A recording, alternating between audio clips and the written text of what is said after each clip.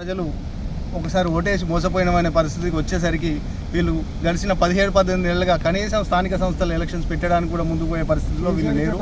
కాబట్టి గ్రామాలలో చూస్తున్నాం, ఏ గ్రామానికి వెళ్ళినా కనీసం చెత్త బండిలో డీజిల్ పోసే పరిస్థితి లేదు.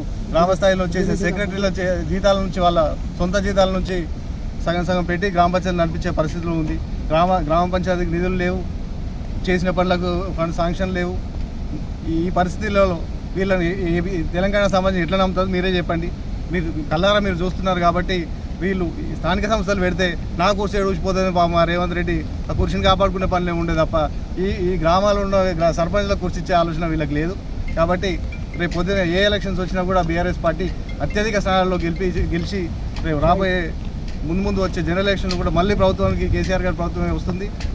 ఏదైతే కాళేశ్వరం ప్రాజెక్టు పూలింది అని చెప్పిరో ఆ పూల్ని 2 పిల్లలను రిపేర్ చేసి తెలంగాణ సమాజానికి ఈ ప్రాజెక్ట్ని అంకితం మళ్ళీ చేస్తామని తెలియజేస్తుంది.